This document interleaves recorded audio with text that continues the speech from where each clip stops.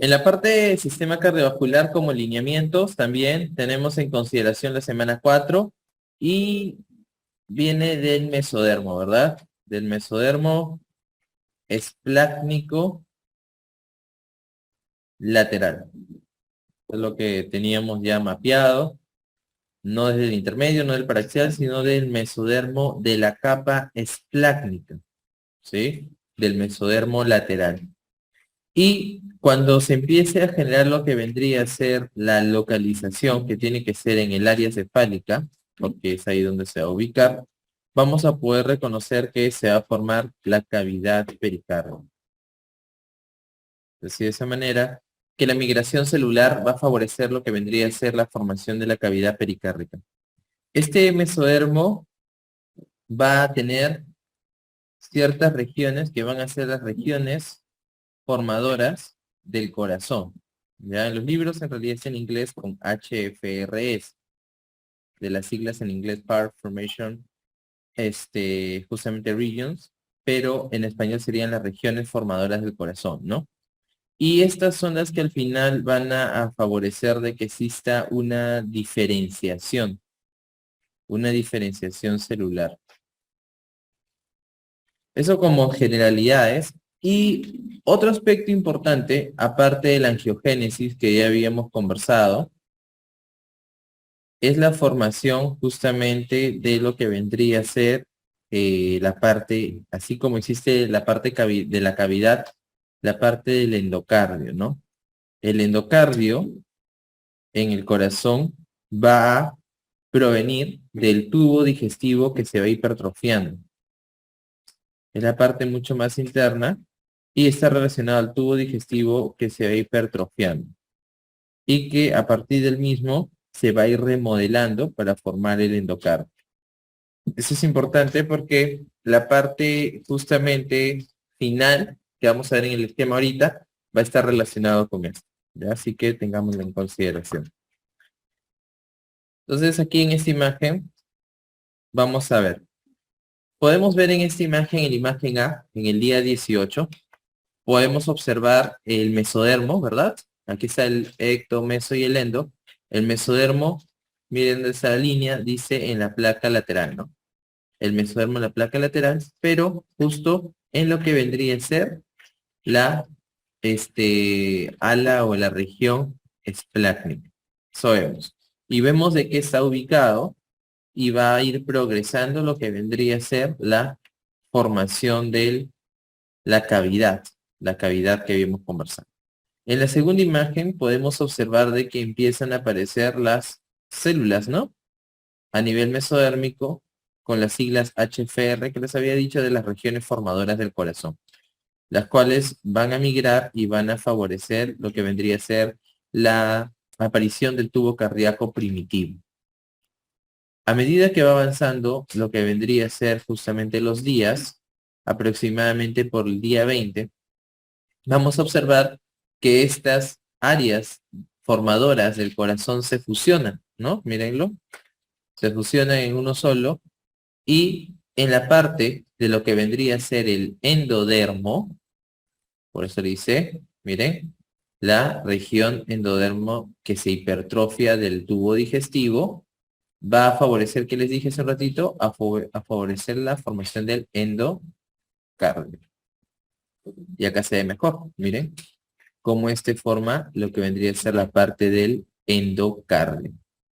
Entonces tenemos luego nuestro epicardio, miocardio y endocardio. ¿Y cómo se generó todo esto? Gracias a la migración, diferenciación de las regiones formadores del corazón.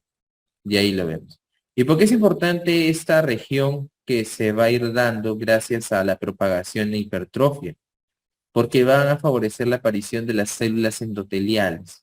Y estas células van a contribuir a que se pueda también dar lo que vendría a ser la formación del óxido nítrico, ¿no? Que favorecerá la vasodilatación. Entonces, esto es lo que podemos observar del día 18 al día 22. En el orden, cómo se va conformando y sobre todo lo que ha venido en relación al endocardio como consecuencia de la hipertrofia del tubo digestivo endodérmico. Siguiente aspecto que podemos tener aquí en consideración justamente ya sería del mismo tubo cardíaco que se va formando, como al final tiene la conformación del corazón como tal que conocemos, ¿no? Porque el inicio es un tubo cardíaco, como pueden verlo aquí, es un tubo nada más. Y este tubo cardíaco primitivo, nos habíamos quedado justamente entre el día 20 y 22, va a empezar a tener justamente un proceso de dilataciones, de conformación y formación de dilataciones. ¿Cuáles son estas dilataciones a lo largo del tubo? ¿Cuántas aparecen? Aparecen 5 dilataciones. Eso es lo que ha venido. 5 dilataciones en el tubo cardíaco. ¿Cuáles son esas? El tronco arterioso, de color naranja, el bulbo cordis, el ventrículo primitivo, el atrio primitivo y el seno venoso. Estas van a ser las 5 dilataciones que vamos a poder observar. Si nos damos cuenta y somos observadores en la imagen, podemos valorar justo de que están las estructuras del adulto, ¿no? Del tronco arterioso está la aorta, el tronco pulmonar, del bulbo cordis está la parte lisa del ventrículo derecho, la parte lisa del ventrículo izquierdo, y así sucesivamente, ¿verdad? Pero ¿qué es lo que nos llama la atención? El orden, ¿sí? Porque primero están los ventrículos y luego están los atrios y el seno venoso, cosa que en el adulto no es así, pues, ¿no? Porque debería estar al revés. Entonces, aquí está lo otro que pueden preguntarles, ¿no? Las dilataciones que se forman en el inicio no tienen el orden conformacional final del corazón. Ese es un aspecto. No tienen el orden final. Pero para que se pueda dar la localización y ubicación de esto, entonces, ¿qué va a tener que suceder? Los famosos bucles o movimientos, ¿no? Los bucles, pero dextrales. ¿Ya? ¿Por qué? Porque se van a ir hacia la derecha, ¿ya? Los bucles dextrales. Los bucles dextrales favorecen que se pueda generar al final la conformación del corazón como lo conocemos, pues, ¿no? Atrio, ventrículo. Porque al inicio estaba, miren dónde está el seno venoso al inicio. Estaba en la parte caudal, ¿no? Pero estos bucles que van a darse, van a desarrollar lo que vendría a ser el movimiento, bueno, van a favorecer el movimiento y la localización del corazón del adulto como tal, el cual ya conocemos. ¿Ok? Entonces, eso también importante. Los bucles se van a dar del día 22 al día 28. ¿Ya? Son en 6 días van a empezar a darse este giro. ¿Ya? Entonces recuerden eso. ¿Qué ha venido en el examen? Lo que les dije hace un ratito. ¿Cuántas dilataciones hay? ¿Verdad? Por eso les he puesto ahí el logo de VMA. Otra pregunta que ha venido en el examen es de la conformación final por los bucles. Otra pregunta es la parte de la aorta y el tronco pulmonar, ¿de dónde proviene? Que era del tronco arterioso, ¿no? Que está ahí. Sin embargo, igual ahí les he colocado todas para que lo puedan tener y reconocer frente a lo que sería las estructuras del adulto, ¿no? Recordemos eso entonces. A la cuarta semana, entonces, si nos localizamos en semanas, mire, 7 por 4, ¿verdad?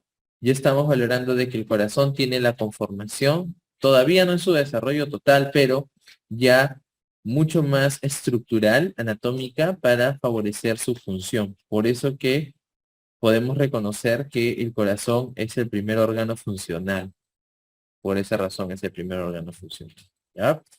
Ahora, otro aspecto importante aquí en relación a esto es que en la cuarta y quinta semana van a empezar a aparecer los arcos faringios y los arcos aórticos. Arcos faringios y arcos aórticos aparecen de la cuarta a la quinta semana. Y es importante porque los arcos aórticos van a tener la comunicación con el corazón, pues no, entonces tienen que irse formando para poder favorecer luego este proceso, ¿ya? Ahí eso lo tenemos mapeado también. Y a su vez, otro aspecto que quiero que recordemos es de la relación de la aorta primitiva que se va formando, ¿no?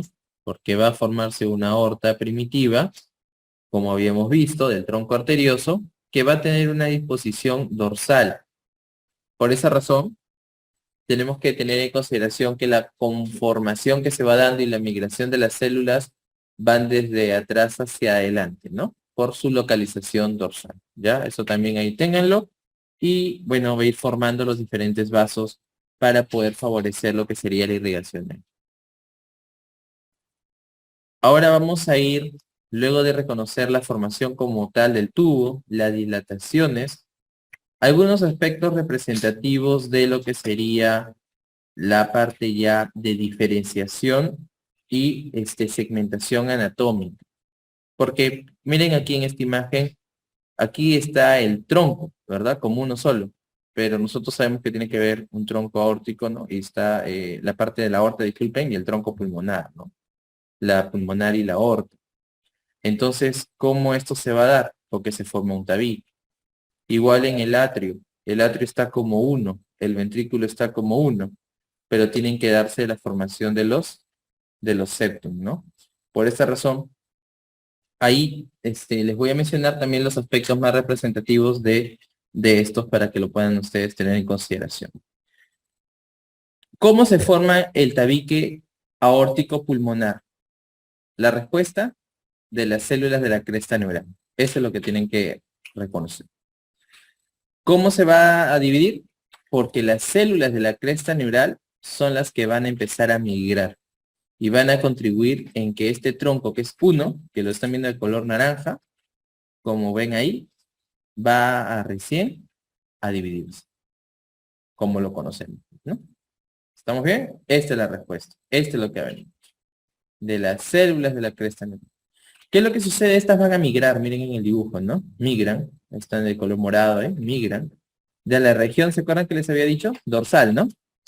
Y va a través de los arcos faringeos 3 y 4 y 6, 3, 4 y 6, y van a invadir las crestas troncales y las crestas vulvares. Aquí está el tronco, ¿sí? Y aquí está la parte vulvar, ¿no? Vulvocordis. Van a invadir estas dos crestas. ¿Estamos bien? Eso es lo que va a suceder. Entonces, ¿qué va a pasar? Las crestas van a empezar a crecer y va a sufrir un proceso también de bucle. Entonces, esto hace un giro. Y al generar este giro de manera espiral, se va a formar el tabique aórtico pulmonar.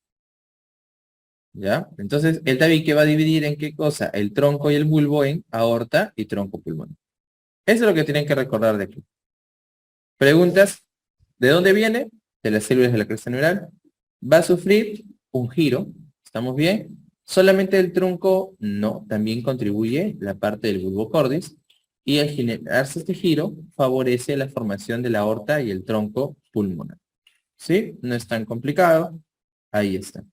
Luego de ahí, la relación del septum atrial. Importante aquí, ahora vamos a entender por qué aparece el famoso foramen oval, ¿no? Cuando nosotros vamos observando la conformación del corazón, habíamos visto que también había un atrio primitivo, que es un atrio único, como lo pueden observar aquí en la imagen, ¿no? Se ve como uno solo. Y cuando vamos reconociendo aquí este proceso, en el proceso de diferenciación y de formación, tenemos que entender que se van a formar tabicaciones. Y hay dos tipos de tabicaciones en el corazón. Las tabicaciones en el corazón se dan mediante almohadillas, así se llama, mediante almohadillas, o se va a dar por elongación. Almohadillas o elongación, ¿ya? ¿Por qué? Porque van a favorecer lo que vendría a ser un cierre. Entonces tiene que favorecer un área que esté justamente limitándose para que no esté todos juntos. Eso es lo que justo vamos a observar aquí en la relación de el septum atrial en una primera instancia. ¿Qué es lo que podemos observar en el septum atrial? Podemos ver de que existe en la parte superior un septo en forma de media luna, ¿no? De color verde. ¿Sí se ve ahí? Aquí está de color verde, ¿no? Un septo en forma de media luna, podemos observar. Este septum se denomina septum primario o septum primum, ¿ya? Este septum se forma en el techo del atrio, pero del atrio primitivo, ¿ya? ¿Y qué va a pasar? Va a crecer hacia los cojines aurículo-ventriculares. Esta zona de aquí se denomina cojín aurículo-ventricular. Entonces va a empezar a crecer Eso es lo primero que vamos a observar. ¿Sí? Y ya tiene un poco más de lógica, ¿no? Porque va a generar una división entre aurícula y aurícula. Luego vamos a poder observar que de la elongación y crecimiento del septum primario se forma el foramen primario. ¿Por qué? Porque a medida que se va generando esta unión, deja un borde que está libre. Este borde libre se denomina foramen primario, ¿ya? Luego de ahí, se queda ahí, tenemos nuestro tabique. ¿Qué va a suceder? Se forma el foramen secundario. ¿Dónde se forma el foramen secundario si les preguntan? En el tabique primario. En el tabique primario o en el septum primario. Ahí estamos observando. ¿Y qué va a suceder con esto? Este tabique va a empezar justamente también a sufrir un cambio conformacional y vamos a ver de que va a favorecer lo que vendría a ser, ¿qué cosa? Un tipo de cierre. ¿Ya? Entonces se cierra totalmente ahora sí, miren, aquí no estaba cerrado, ahora sí, pero vamos a observar de que se forma también un foramen, ¿no? ¿Y ahora qué va a pasar? De este foramen vamos a poder observar de que aparece otro septum, que es el septum secundario. ¿Y por qué es importante reconocer esto? Porque ese septum secundario, miren lo que va a favorecer, de que se genere al final, desde los polos, tanto superior e inferior, un área que no se cierre, que es el foramen oval. Ahí está. Eso es lo más de repente representativo que tienen que recordar. El foramen oval. ¿Y por qué era importante el foramen oval? Porque en una primera instancia sabemos de que no va a haber un intercambio gaseoso, pues, ¿no? En el feto. Entonces la sangre tiene que pasar de derecha a izquierda sin ningún problema. Entonces el foramen oval va a permitir esto, que es el que se cierra cuando sea el nacimiento, generalmente. Entonces, ¿qué va a pasar? ¿De dónde vamos a poder valorar lo que vendría a ser el origen del foramen oval si les pregunta del septum secundario? Ahí está la respuesta. ¿De dónde se va en dónde se va a formar, mejor dicho? ¿En dónde se va a formar el foramen oval? En el septum secundario, porque es la abertura entre la parte superior e inferior de este septum que no llega a cerrarse totalmente. ¿Ya? Entonces recuerden eso. De repente de lo anterior no ha venido. Tengo que serles honesto, esta parte de aquí tal cual no ha venido tanto, pero esta sí, ¿no? Pero les he dicho lo anterior para que nos ubiquemos, ¿no? Porque si no, ¿de dónde íbamos a saber qué era el septum secundario? Entonces el septum secundario ya sabemos de dónde vino, cuál fue su precursor y qué va a favorecer la formación del foramen oval. Después del nacimiento debería hacer un cierre funcional de este, ¿no? Porque existe la obstrucción de la circulación justamente placentaria, pero recordemos de que en algunas situaciones existe una persistencia, ¿no? Del foramen oval. Entonces, ya sabemos fisiológicamente cuál era su función en un inicio y qué situación podría estar relacionada. ¿Qué situación clínica podríamos reconocer del septum atrial que ha venido de repente en algún examen? La relación de justamente en estos cuadros de la persistencia de la comunicación interauricular, pues, ¿no? Cuando no se da la formación correcta de los septum, vamos a tener la comunicación interauriculares. No es tan frecuente muchas veces, pero sí hay que tenerlo ahí mapeado. Otro es el septum atrioventricular. Ya hemos visto entre aurícula y aurícula, ¿verdad? Ahora hay que ver entre aurícula y ventrículo. ¿Qué es lo que va a suceder aquí? Si podemos valorar aquí, existe también un cojín, habíamos visto aquí, ¿no? En la parte inferior. Estos cojines van a empezar a acercarse y unirse, miren. Se acercan y se unen y van a formar una sola cavidad. Lo que propicia que exista un canal derecho y un canal izquierdo. Entonces, si les preguntan los septum atrioventriculares, ¿por qué se dan? Por la unión justamente de los cojines auriculoventriculares.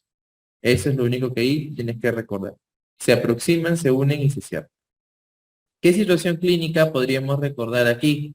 Así como existía la comunicación en el otro, aquí estaría la anomalía de Epstein, ¿no? La anomalía de Epstein se da justamente por una alteración en lo que vendría a ser el cierre de los cojines auriculoventriculares dorsales y ventrales. No se cierran de la manera correcta estas hojas y obviamente está relacionado más a la válvula tricuspidia, ¿no? O sea, no se cierra bien la del lado derecho y va a favorecer lo que vendría a ser la herencia de este anillo fibroso que presenta. Esa es en relación entonces a la parte cardíaca y el último aspecto que tenemos que reconocer aquí es la parte de la circulación fetal, ¿no? Aquí vamos a hacer un pequeño zoom. Ya, en la relación de la circulación fetal, nosotros reconocemos que van a haber tres shunts, ¿no? Del ducto venoso, el del ducto arterioso, ¿y cuál era el último que habíamos hablado? Del foramen oval. Van a ser los tres shunts que vamos a reconocer. El del ducto venoso, el del ducto arterioso y el del foramen oval. Nosotros sabemos que la sangre, en realidad, en este caso, va a provenir, ¿no? Estamos valorando la relación de la placenta y el feto. Y la sangre altamente oxigenada va a provenir a través de la placenta por la vena umbilical izquierda, ¿verdad? No llega por una arteria, sino por la vena. Y va a regresar por la vena umbilical izquierda. Eso es importante, por eso acá dice. La relación de la llegada del oxígeno va a ser por esto, ¿ya? Recordemos de que el remanente en el adulto de la vena umbilical va a ser el ligamento de Teles, ¿no? Pero bueno, llega por ahí, va a llegar ¿a dónde? Al hígado, donde la mayor parte de la sangre va a pasar por los sinusoides hepáticos y ¿a dónde va a dirigirse? A la vena cava inferior, ¿no? Sigue el mismo trayecto, ¿no? Va en sentido de retrógrado. ¿Y qué va a pasar? Va a llegar a lo que vendría a ser la cavidad derecha. Igual, llega a la aurícula derecha, donde la mayor parte de la sangre va a pasar al ventrículo derecho, pero ¿qué va a suceder? Va a pasar por el foramen oval, de lo que habíamos hablado, de la persistencia del mismo. Va a pasar del lado derecho al lado izquierdo. Y de esa manera puede llegar a la aurícula izquierda y favorecer de que llegue al ventrículo izquierdo y luego pueda pasar a la aorta cuando venza la resistencia del mismo vaso, ¿no? Que debería estar oscilando entre 90 a 100 milímetros de mercurio. Luego ya esta sangre va a estar y se va a distribuir por todo el organismo, ¿no? Para que luego pueda regresar, entregárselo a lo que vendría a ser, en este caso, a los órganos, y luego regresar por las arteriolas, las arterias, en este caso, disculpen que van a ser dos, va a regresar la sangre desoxigenada, y así se vuelve a generar el circuito, ¿no? Entonces, ¿qué puede venir aquí? ¿Cuántos shunts hay? Venoso, arterioso y oval. ¿Qué otro aspecto puede venir? La relación de la vena que lleva la sangre oxigenada y las arterias que traen la desoxigenada. Y la implicancia del foramen oval para que pueda llegar todo a la cámara izquierda, ¿no? Porque si no hubiese este, no llegaría la sangre a la cámara izquierda. Eso es en relación a la parte circulatoria fetal. Entonces, para cerrar esta lámina de cardio, en realidad, recuerden, como aspectos representativos, cada uno de los que están en colores naranjas, claro está, pero sobre todo las dilataciones del tubo cardíaco, la relación de lo que vendría a ser el día y los remanentes en el adulto, y sobre todo las situaciones relacionadas a la presencia del foramen oval.